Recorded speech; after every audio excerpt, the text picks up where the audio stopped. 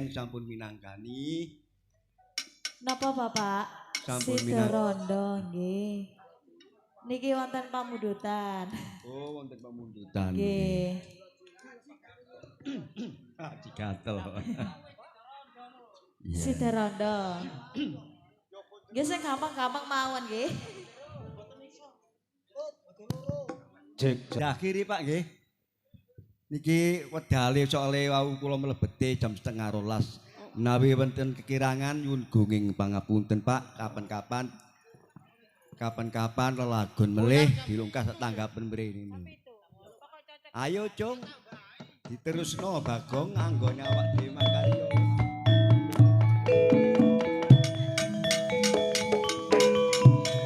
Nyuwun pangapunten nggih Pak, lakone Pak Dawa panjalukane.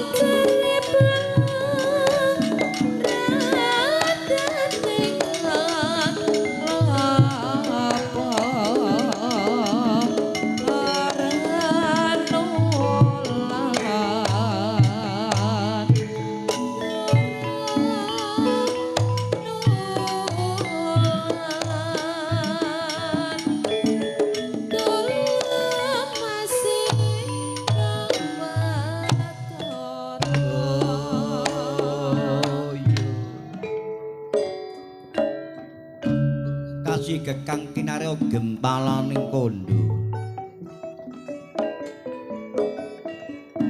nyaraosaken wonten wewengkon kawah binandung ana prateka Suradana prambataning Palwaga sudi paring nama gancang paring njulung sinten jalma kalih perkawis menika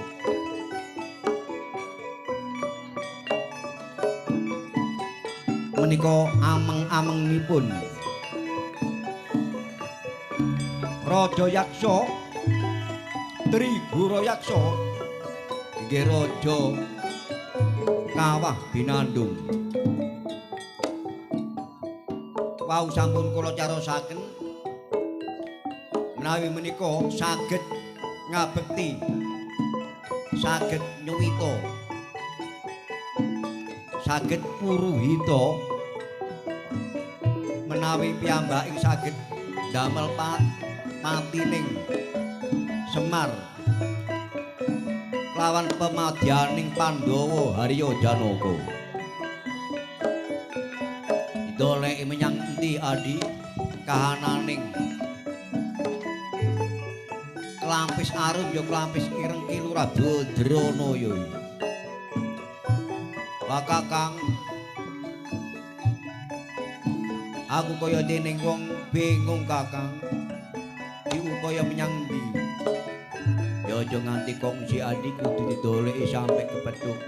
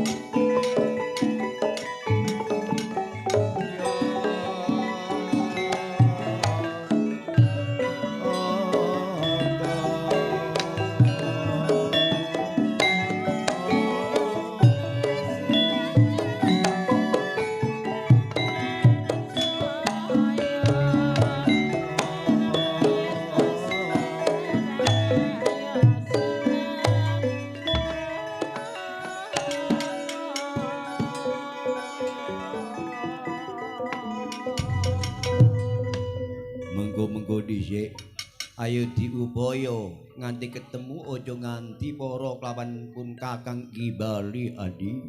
Wah nek pancen Bali pun kakang kelawan para ora antuk apa-apa, ayo diupaya nganti ketemu. Oh iya.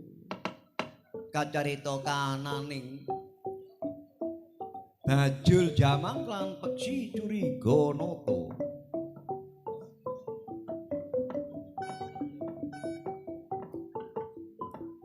Ngupadi kahananing Kilura Badranaya, ngupadi Klampis Arum ya Karang Kedempel.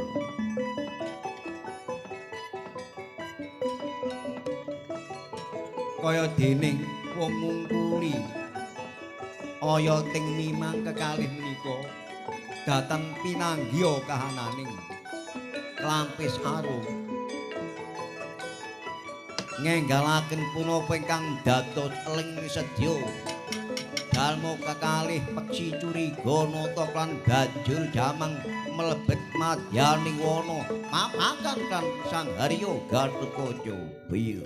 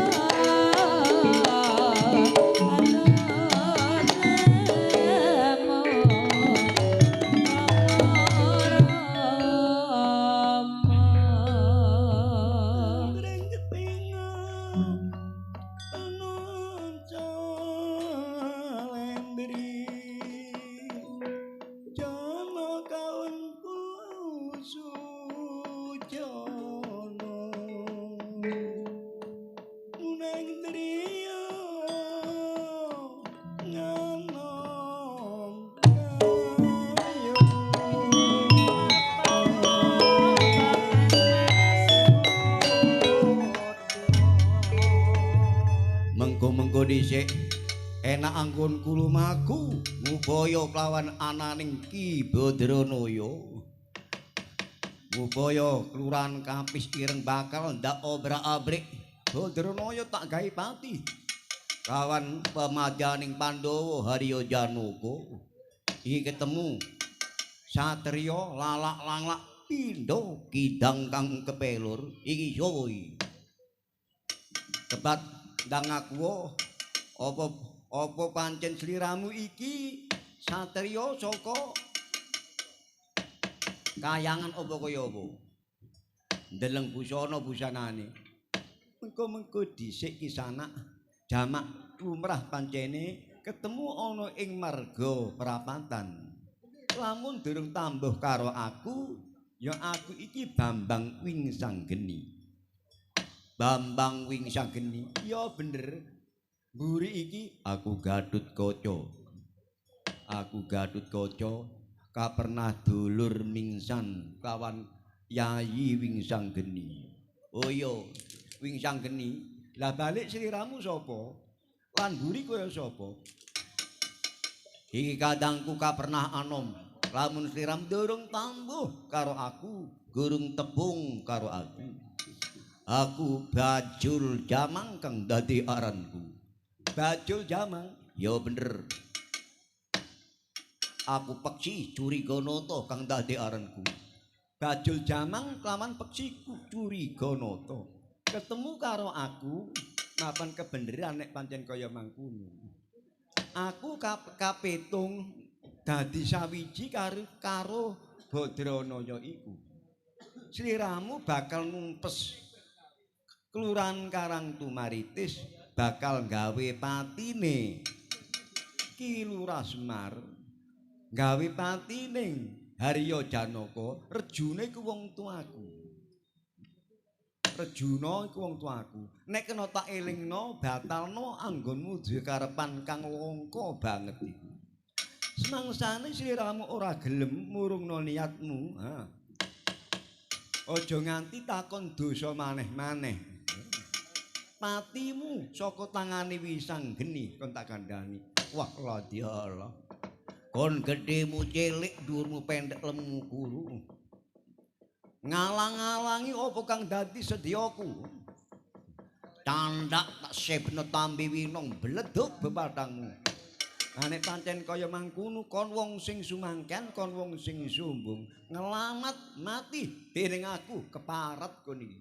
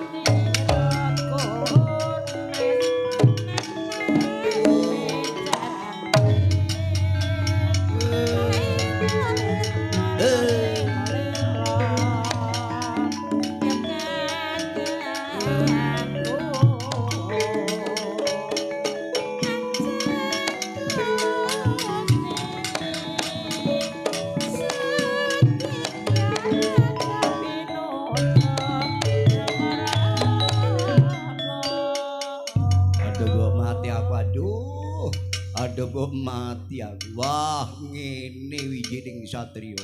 Tangane tumiba menyang sirahku kaya sigar rasane mustakaku. Om yo. Arep tak pateni.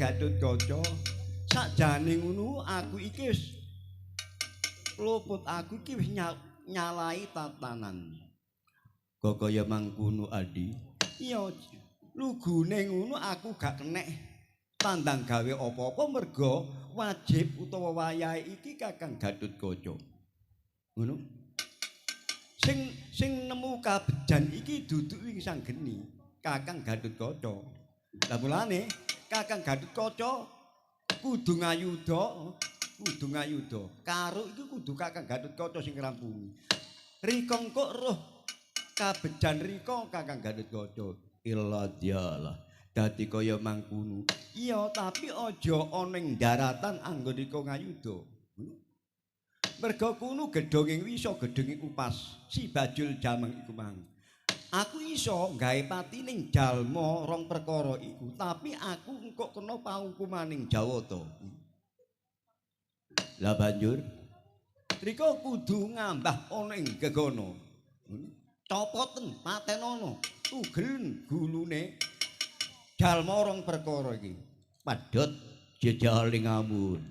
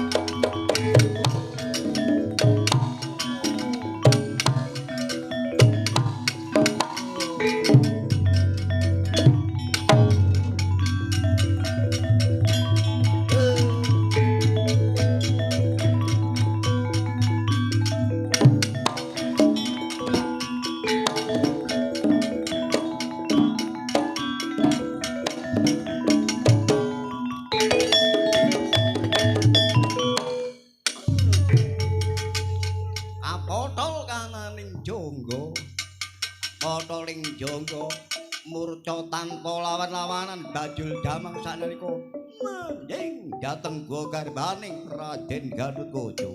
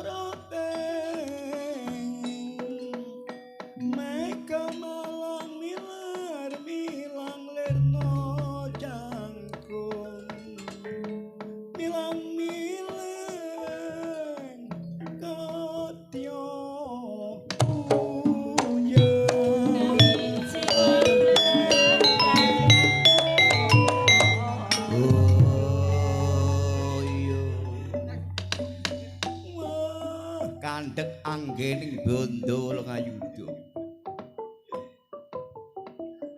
Mangertos Kang Raka Bajul Jamang den dulu kelawan ingkang rayi Paksi Curiganata sampun mangkempal nempil kamukten nyawiji dhateng Sang Gatotkaca.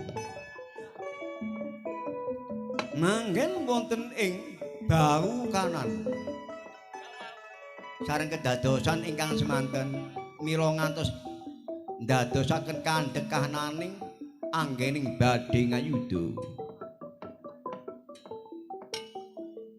Tanpa katalar panjang rehne Bajul Jamang sampun nyawiji kalian Gatotkaca kang rayi Paksi Curiganata manjing dhateng angganing Sang Raden Purbaya.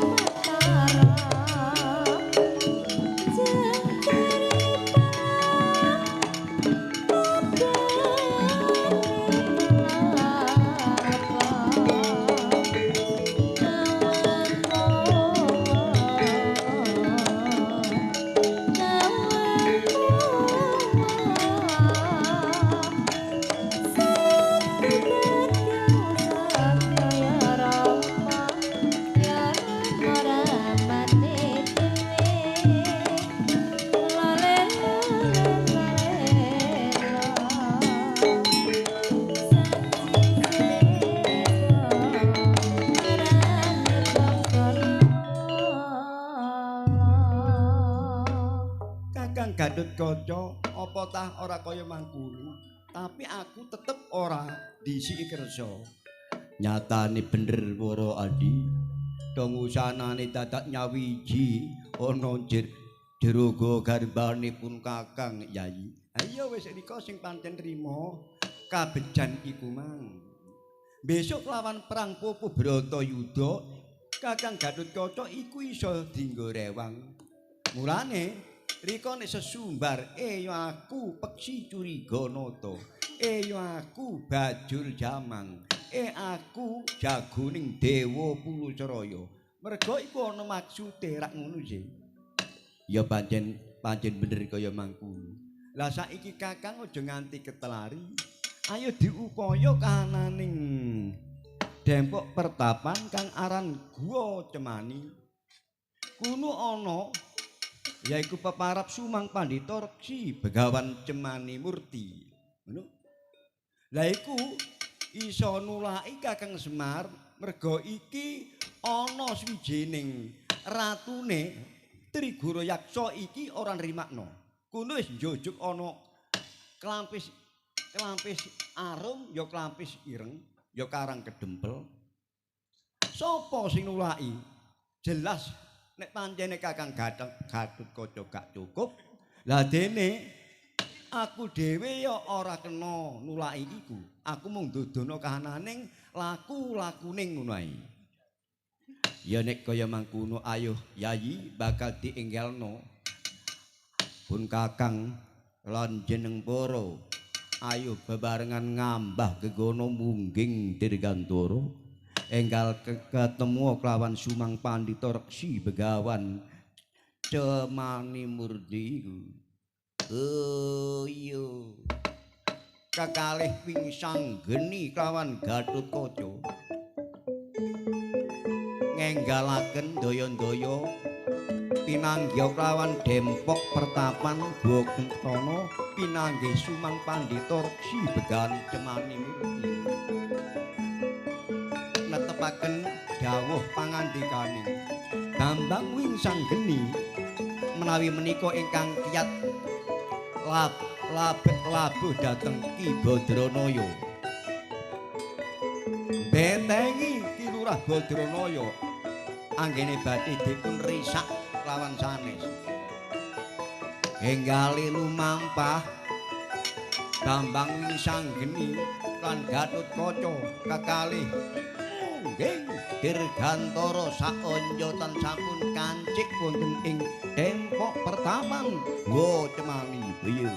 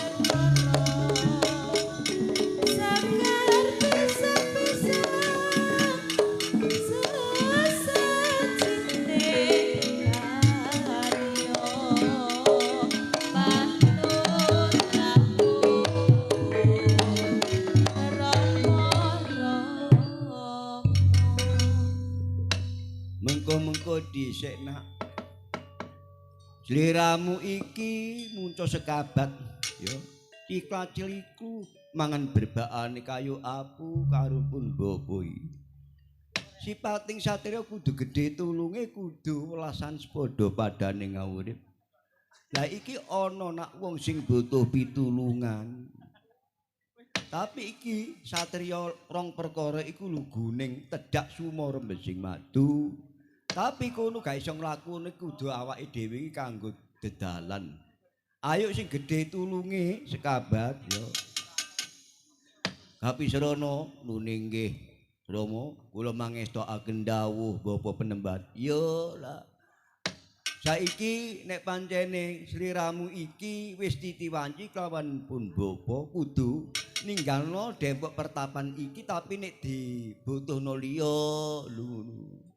Tapi nek ora dibutuhne liya ya tetep ayo direngkuh sing becik Pertapan Guwa Cemani kene. Tapi perenjak kok gacor menek perenjak iki. Ya iki ana latar, tondo iki kok ana tamu nek teko latar. Tapi nek sisih tengen kok perenjak iki muni sisih tengening omah, wah wong nagih utang iku. Kilo ngaten, iya lho iki muni terus e panjang. Perenjak iki gacor ae. Kocap ingkang manjing dateng ing pertabaan Dempok Pertapan Guwa Cemani. Gatotkaca kinanti ingkang rayi Bambang Wingsanggeni Beya.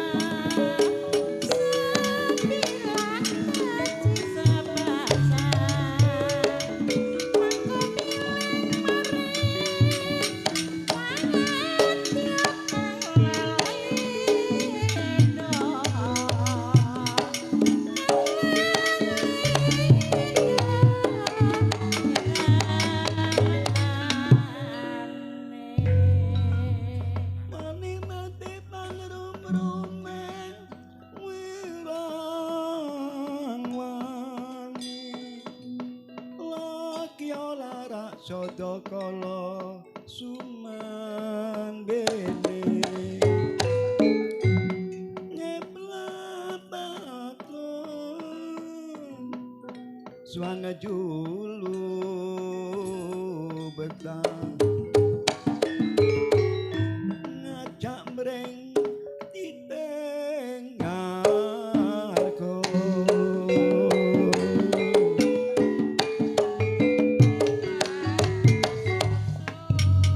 Sang Begawan aja ndadekno kaget kageting Sang Begawan pertapan Gua Cemani iki aku ngerti cahyane ngetokno cemomong sumunar cahyane rika iki Sumang Pandhita Reksi Begawan sapa yo kondo bloko aku Sumang Pandhita Reksi Begawan Cemani Murti wong-wong mestani utawa ngarani aku iki pendhita tapi aku ora ngrumangsani dadi pendhita lah iki putra sekabatku Kang aran Sekabat Kapisrana. Ya wong loro iki sing mengku dempok pertapan Gua Cemani iki. Slirane iki rak wingsang geni ya. Wah, dadak ngerti nek aku wingsang geni. Ya ngerti. Lah sing mburiku kakangmu Gatotkaca ya. Ya Sang Begawan, Sang Reksi. Bener aku Gatotkaca. Sliramu lak saka harga belah harga dauna. Gatotkaca ngamarta duwe perlu apa teko mrene? Iya Sang Begawan, iki lho. Kakang Badranaya bakal dipateni wong. Iya bener kaya mangkono. Mergo iku lak diiri kuno lak gawe kayangan. Iku kliru ngarani Semar gawe kayangan.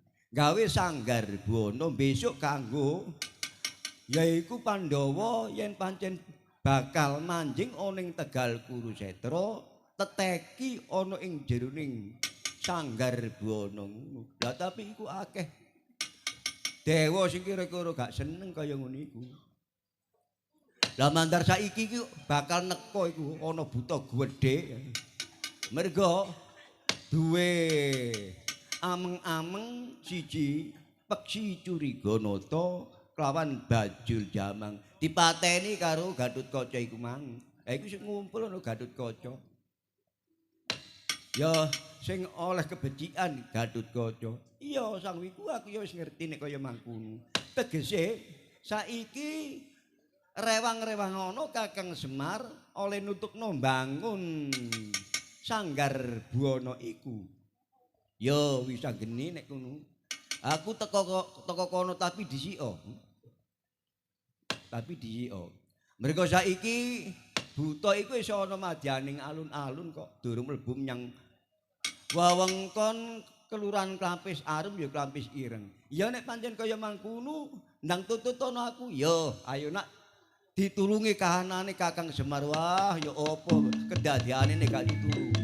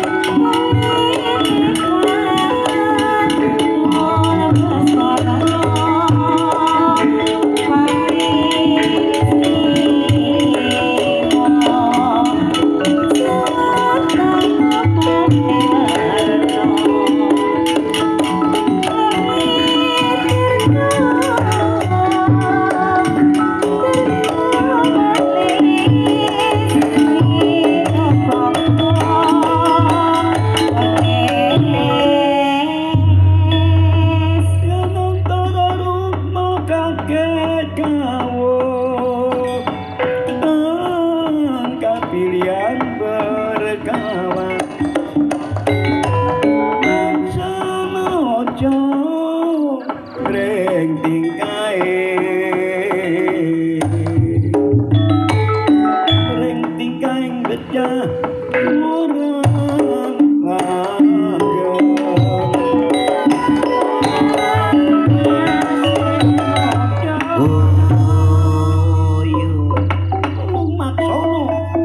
Lampeng sang begawan dipun kanteni kelawan putra segabat Kapisrana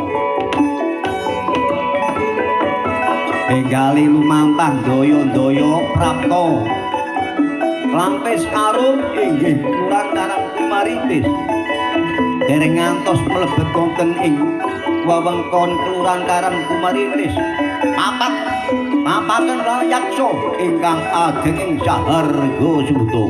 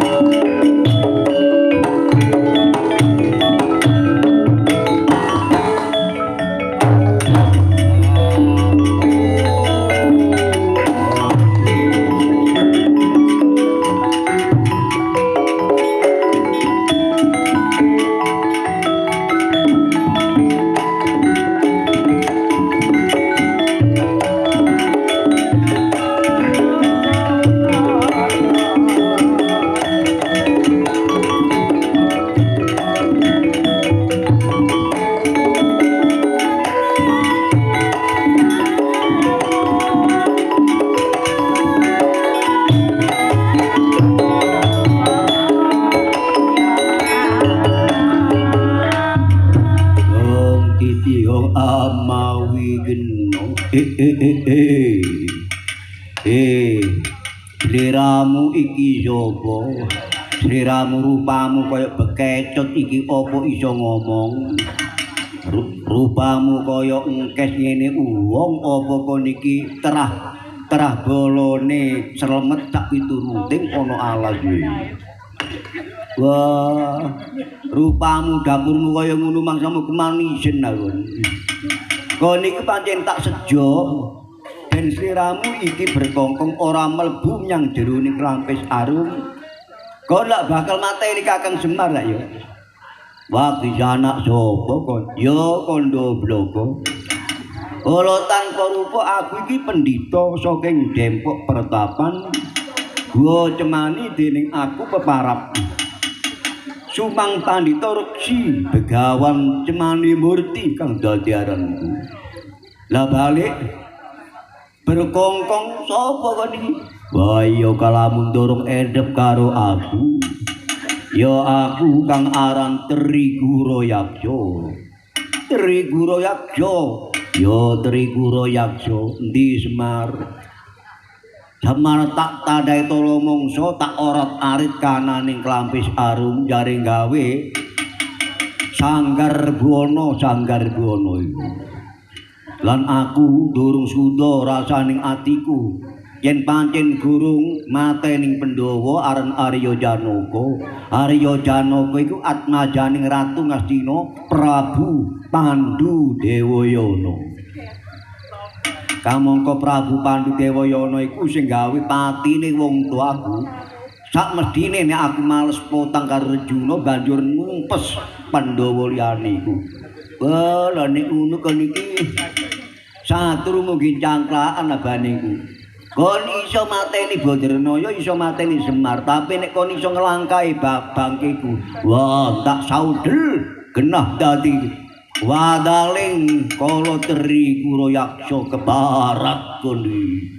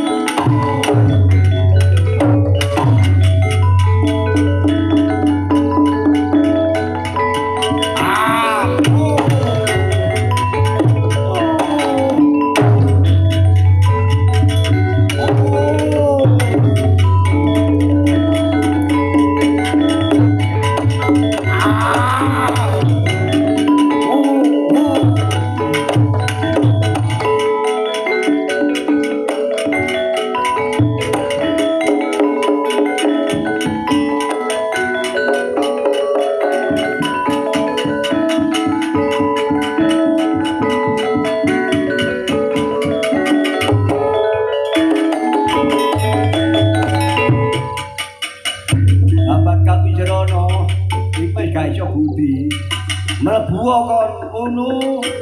Duduk kekuatane jalma manjing kok mrene nak. Putra sekabat Kapisrana anjing dateng gol garbaning Sumang Pandita Resi Begawan Temani Murti.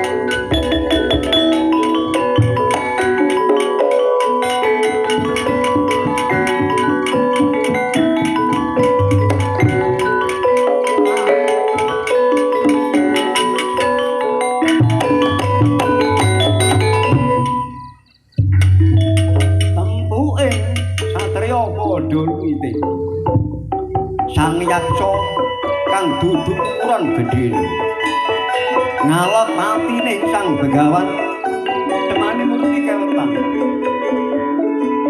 Semanten ugi Temani Murti ngalap pejahing Sang Yaksa inggih kewetan. Gumbel dadi sawiji ngantos kedadosan keket pangayudan kekalih. Kekalih gumbel dadi sawiji kaya dene jenengan ingkang ketemu Sang Parnoyo sida guri kencokan bali. Sang Raja raseksa Trigura Yaksa dadar sejatine. Sang Pangyitma Dasa Mungka lawan Nini Permoni Budya Betari. Lah dene Sang Begawan Temani Murti ingkang sampun dipanji kelawan putra sekabat Kapisrana. Temani Murti dadar sejatine Ratu Diwawati Sri Nalendra Bathara Guru.